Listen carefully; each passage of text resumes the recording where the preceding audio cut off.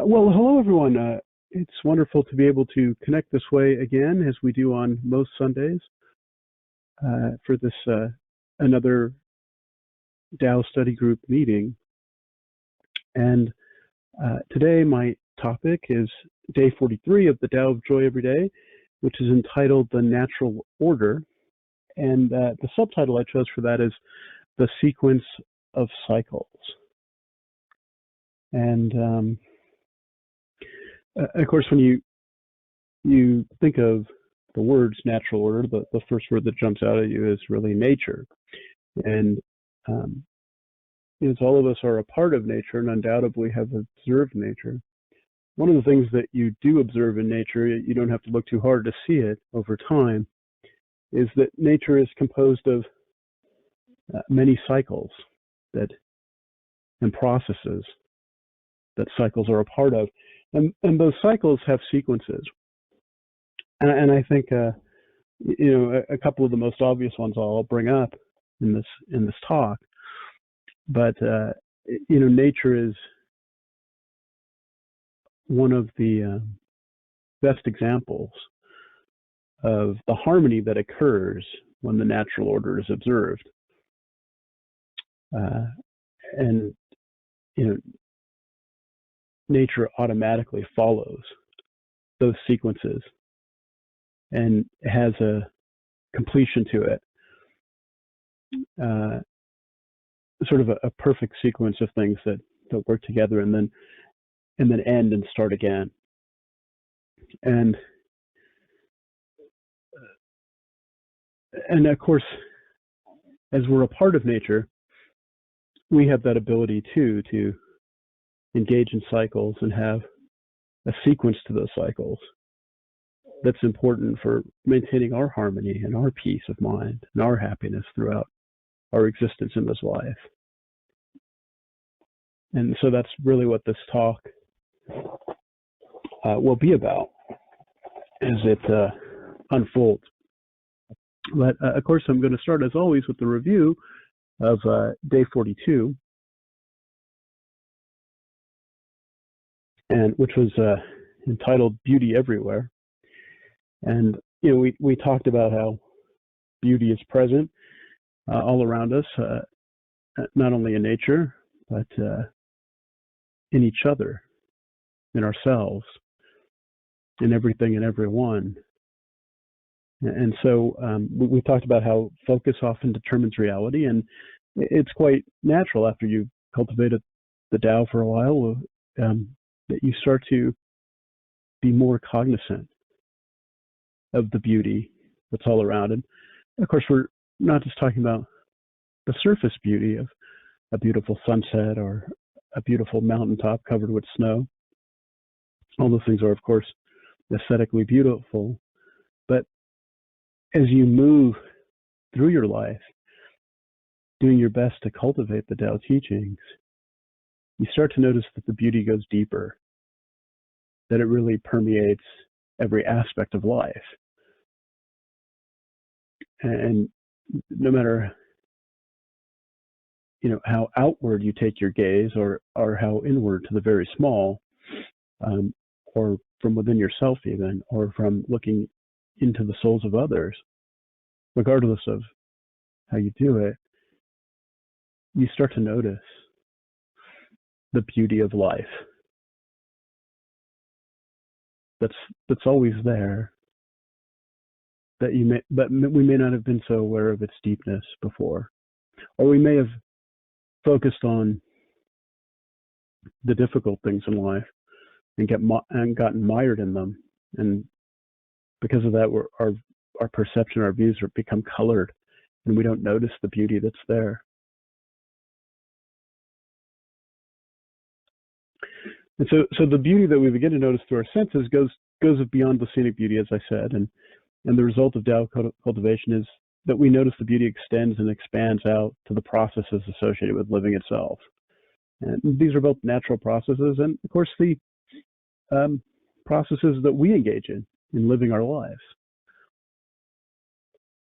on a day-to-day basis, the activities of daily living, so to speak. And of course, the reason we notice the beauty that is everywhere and in everything is because we start with an inward process of cultivating our inner spirit, which involves lots of things, but usually the first thing is sort of quieting down and taking the time and making the effort for a spiritual aspect to our lives, where you start to reflect on the greater purposes of life, while realizing that those greater purposes can be achieved even as we do the things that we all do in life, the necessities of what living means. And so we become aware that this beauty is not just a reflection from us that goes back out into the world as we cultivate it from within, but it's also a reflection from other beings as well. And we talked about how there's a powerful force in the world that composes everything and everyone. And we can hear it in the simple subtleties of life. We can experience it through nature, through interactions with each other. It's always there, but sometimes we have to quiet down and take notice. And of course, here in this meeting, we call it Tao, and it comprises everything and everyone. And that's sort of the name we give it. And other people who've never heard of the Tao, they certainly can experience beauty as well. They may refer to it in different ways, talk about it in different ways, but the beauty that exists everywhere is not just exclusive to Tao cultivators, but to anyone who wishes to take the time to see it, regardless of their faith or position in life. And so that's mainly what we talked about last week. And so today we move on to day 42, the natural order. And I spoke at the top of the talk about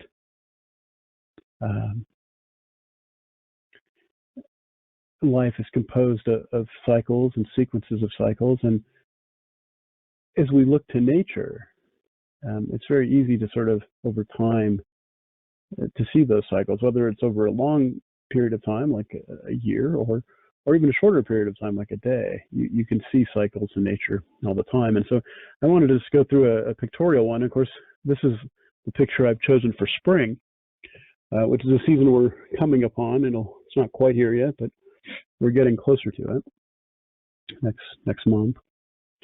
And we're almost at the end of this month now. And of course, spring is that time of rebirth, of creation, in a way. We see nature come back from the dead of winter and bloom and blossom, much as these beautiful flowers have. And it's a rather beautiful time of year to see everything sort of blossoming and blooming and beginning. The spring is very much about beginnings. And then, of course, that gives way to summer. And when I think of summer, I sort of often think of the carefree joy of youth. And of course, that carefree joy doesn't have to go away with age. Many people remain young at heart, but I think the season of the summer, with its warm days and warm breezes, encompasses that sort of spirit in nature, the joy of living, so to speak. But of course, summer then, after that, begins to turn into fall. And if you liken this to sort of human life, we all approach the period in our lives where we're not young anymore. We're not quite old enough to die necessarily, but some might say we all have a great future to look back at as a joke. But it's a natural order that we grow old and may not be as fast or as sharp as we were young, but oftentimes the experience of youth and middle age gives way to a lot of wisdom. Oftentimes, old people I've had the privilege of knowing and been able to spend time with and talk to, oftentimes they possess a great deal of wisdom that comes from the experience of life. And if you heard the stories that you might hear within families of how people were when they were younger, and then you know them as older people, sometimes it might be hard to believe that really that person did those things. And a lot of what you see when you think that way is it's because of the wisdom that's attained from living. And when I think of fall, in some ways you could think of it as the beginning of the end. Putting what you've learned in life to use to face the final moments. And then, of course, winter. That often referred to as the dead of winter, when things in nature die. It becomes cold and quiet sometimes. After snowfall, the temporary quietness of that, if you've ever experienced it, it's quite peaceful. And yet there can be a gloominess to it as well, but it is part of the natural order. And in comparing this to human life, often you could argue that death is man's biggest problem, and that he really has to come to terms with it. And when I say man, I mean both men and women, that he or she, all of us, have to come to terms with that part of our cycle, because it has a sequence. It will be last. The last thing we experience will be death. But it does await us all at some point. And of course, none of us know when. But, this life assuredly will end. Nothing lasts forever, including us, as our friend Bill used to often say, and undoubtedly will say again.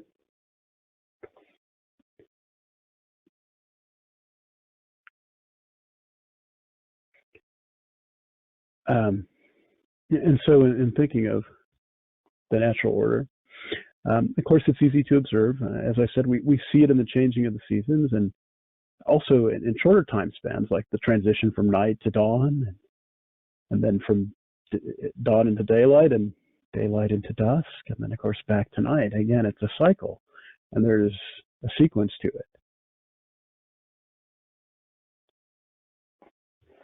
And sometimes the sequence can be longer. If you live in places where you could have, there's places on this planet where it can be 6 months of night and 6 months of day.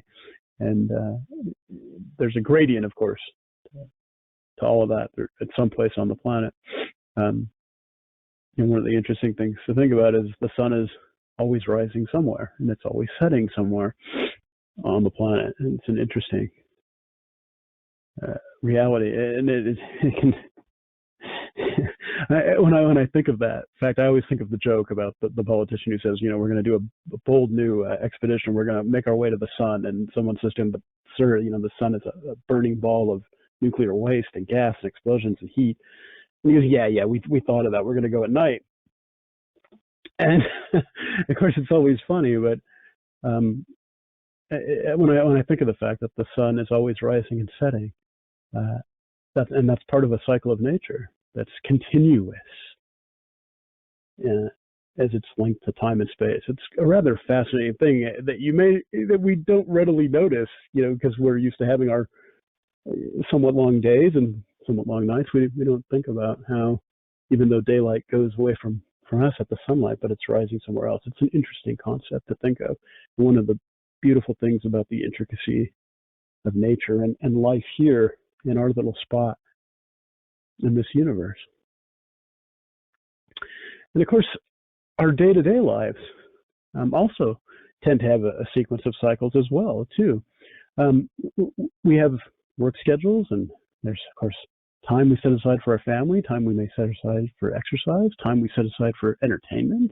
There's a time for sleep and rest, and there's biological cycles involved in that, circadian rhythms and all of that. And of course, spiritual time as well is something we can spend time on. We choose to devote specific time to the events in our lives that we give importance to, or the aspects of our life, I should probably have said, that we give importance to. And there's a familiar sequence of cycles for these aspects of our lives as well. And, I think it's fair to say most people, work during the day and then spend their evenings at home with their family if they have one, or with personal time. And then, of course, at night typically is for rest. And people who are fortunate enough to have lives that sort of conform to that sequence are quite fortunate, really. Because when these familiar cycles fall out of order, we can easily fall out of balance, making happiness and harmony difficult. And if anyone's ever experienced working a graveyard shift, you know what I'm talking about. Or maybe even if you just talk to people who have worked a graveyard shift, where they're sort of working at night and then having to adjust to making daylight a time for rest, which is sort of naturally, I shouldn't say naturally, it's against sort of the natural order to do that. If you ever talk to anyone who's experienced that, they'll tell you, you never really get used to it. You learn to live with it, but it's hard. It doesn't, there's a biological natural order that you can't just throw off. You can get used to it, you can deal with it, you can cope with it, you can get through it, but they'll tell you, you never really totally get used to it. Your body always rebels against walking away from that biological wiring. And that there's a sort of biological and physical example, but it's true too of all the things in our life. It's important to do things at the right times as well. It's not just taking the right action, but it's knowing when and how to gently do those right actions at the right time in an inintrusive way that doesn't interfere. That's when people who are following the natural order really make the difference between those of us who aren't as aware of it, or familiar with it, or skilled at doing it. Knowing that there's a right time for right action and a gentle touch. And of course, birth, life, and death, just like with the seasons of nature, they also follow sequences for us too. The natural order, of course, and Derek specifically spends quite a bit of time in this chapter talking about this. The natural order, of course, is for children to bury their parents. As I said toward the top of the presentation, nothing lasts forever, including us, but the natural order is for that your parents should die first. And of course, when the opposite occurs, and it can occur, of course, parents have to bury their children, then much more grief and strife is experienced. This is because tragedies like that are at odds with the natural order that is expected. And let me be clear, I don't want to in any way, and I don't want anyone to misinterpret this as saying, boy, if you have the experience of experiencing loss of a family member out of the natural sequence of things, then somehow you're not in line with the Tao, and therefore you're just not, you need to change or whatever. That's, let me be clear, that's not the point I'm making here. The point is sort of to use, much like as comparing the seasons, but much like when you think about human birth and human death, it can naturally fall out of sequence. Sometimes people are born with disease, and so they die before their parents, or sometimes there's accidents and tragedy that happen that cause the natural orders to be disrupted. So the point is not to say that when things fall out of sequence that you're far from the Tao. Not true. But the lesson is that, yes, it is true in a sense that when things fall out of sequence, you end up out of alignment with the Tao. That can happen, but we're not talking about events beyond our control. This lesson is really for taking charge of our own lives and our own destinies, which is what Tao cultivation is all about. It's not about changing the world. It's about changing yourself. It's sort of a byproduct of that. If you become skilled enough at it, and even if you don't become as skilled at it, but in some way, you will affect the world. Now, for sure, all of us affect the world or the people around us, either in a good way or a bad way. And Tao cultivation, I think, for me personally, I interpret as a way of having a positive influence. You change yourself, you'll make life better for those around you. And that effect has great power because it ripples out.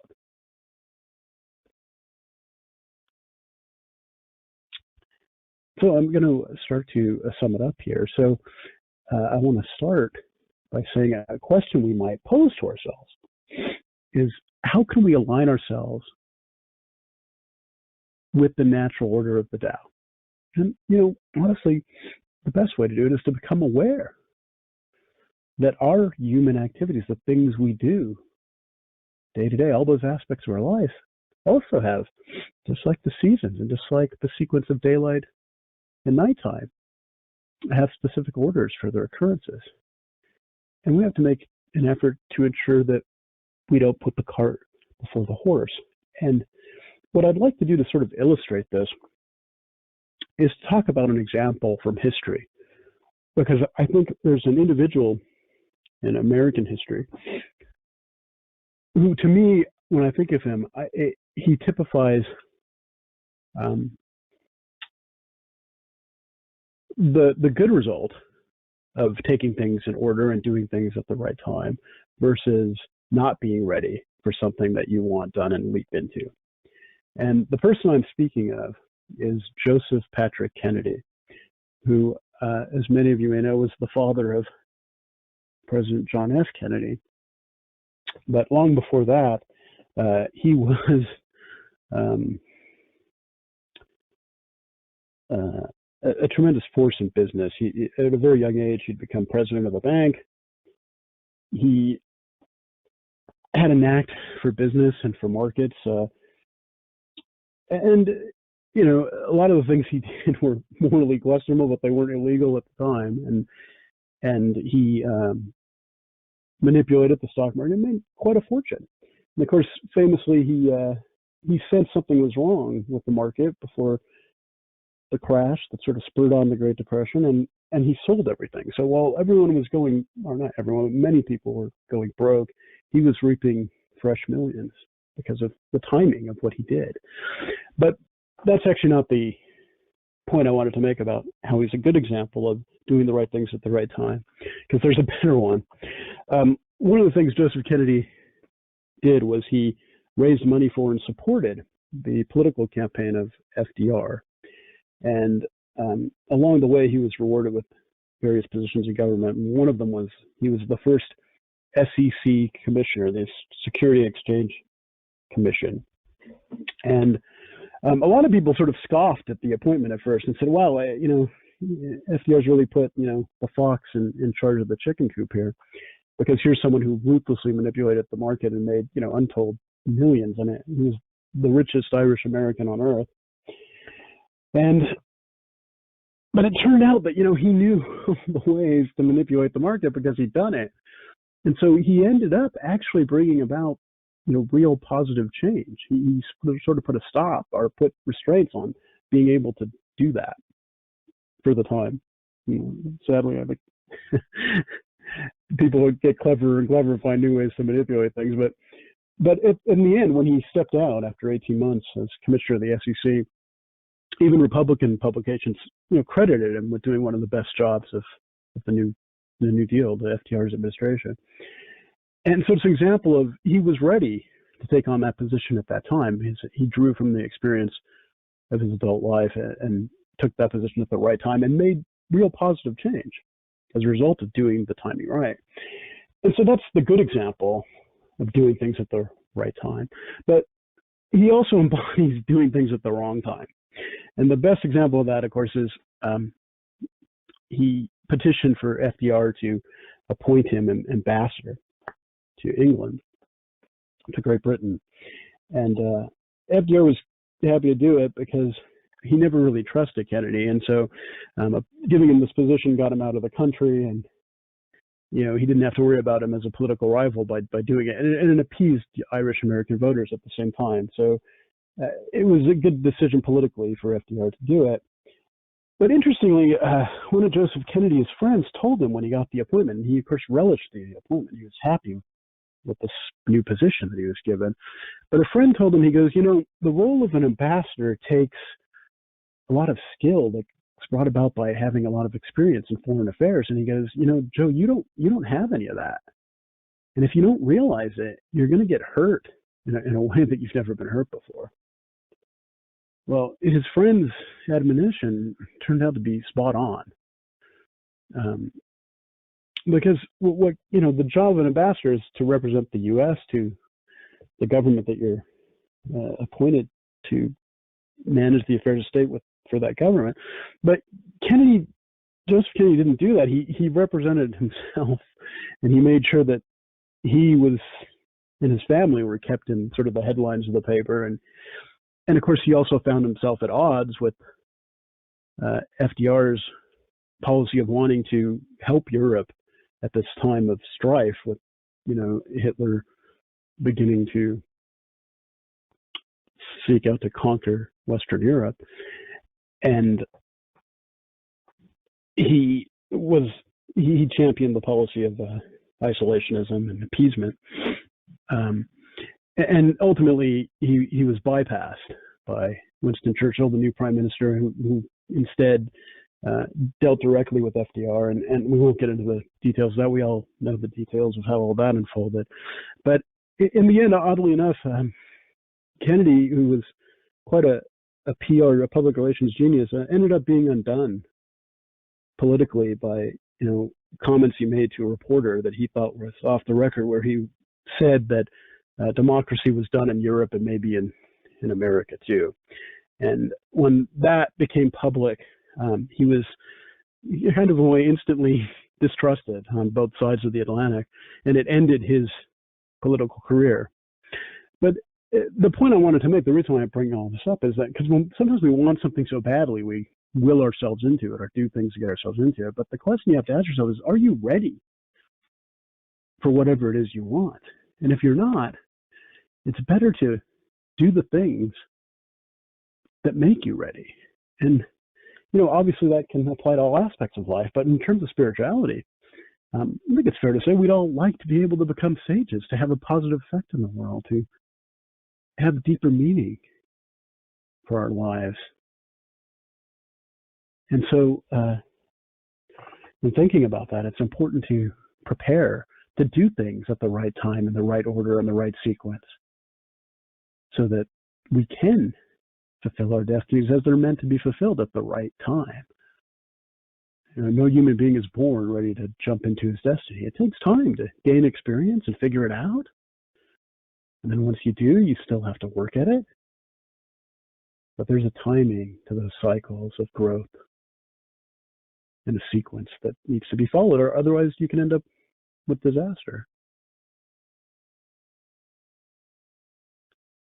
And so the reason it's important to learn this lesson is because it helps us to understand that everything in life has an optimal time for its occurrence, including our own death. Acceptance of the natural order is an important part of dealing with the fact that all of us are going to die, that death in this existence awaits us all. There is no age where it's too soon to start learning this. If for no other reason than the simple fact that none of us knows what age we will die. So it's never too learn to come to grips with this part of the life cycle, which is the end that we're all going to face one day.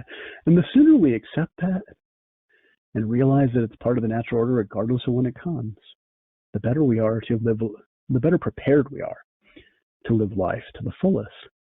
And so when we understand the natural order of life, we can begin to remove our fears about death and focus on the living, the learning, and the loving at the appropriate times and in the appropriate sequences. As we work towards fulfilling our own individual destinies, we must live our lives to the fullest so that when it is time for us to pass, we can do it with grace and poise. And I'm sure that's what we all want, because there's no escaping it. Yes, there's an internal part of us goes on, but there's a part of us too, the physical part of us,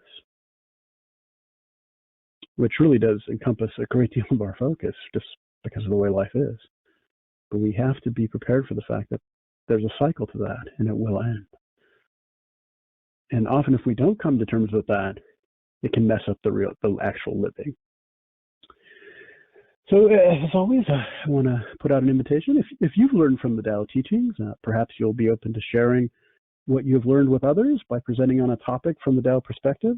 Sharing the Tao insights you have learned with our Tao community has the potential to deepen your understanding and the understanding of others as well. And so, as always, I'll also end with a book recommendation, The Tao of Joy Every Day, a great book to use daily to help one study and learn the Tao teachings and put them into action. So there it was, day 43, the natural order, the sequence of cycles. Thank you all for listening to what I had to say today. I hope I said something that was helpful to you, and I hope you all have a wonderful Sunday. Thank you so much, Alex. Always a treat for me to hear you discuss these very important topics. And this particular topic, the natural order of things, reminds me of a story from the Tao tradition about the wealthy man and the calligraphy master. So Chinese calligraphy is an art. There's something about the brush strokes. There's something about the shape of the characters that lend themselves to be like artwork. So it's definitely possible to look at something like that, calligraphy, as a work of art. And in Chinese culture, it's customary that when there are celebrations, opening a new business, perhaps, New Year celebration, perhaps, that calligraphy masters are called upon to write something auspicious. So that's the background of this particular story when the wealthy man, upon Chinese New Year, wanted to request a blessing, a writing from a calligraphy master. And he says specifically, Master, please do something auspicious, a blessing for happiness. So the calligraphy master thought about this for a while, and then he was ready. He got out the large brush for Chinese calligraphy, the ink, and he wrote, "Your father dies, you die, your son dies, your grandson dies." Upon seeing this, the wealthy man was shocked beyond words. After a while, he said, "Hey, but Master, I asked you to write something down that will bring happiness, a blessing to bring happiness. How is this auspicious in any way? This is so depressing." The master explained, "Well, can you imagine what would happen if it was to occur in any other sequence? If your son should die before you, that will bring extreme grief to your family. If your grandson should die before your son, similarly, that would also bring great sorrow. If your family, generation after generation, passes on in the order as I have described here, it will be the natural order and a source of your happiness." So everybody, that's the Tao. That's what Alex is talking about. And it also illustrates the perspective of the Tao, which can sometimes be unconventional. But when you look at it from that vantage point, it really does make a whole lot of sense.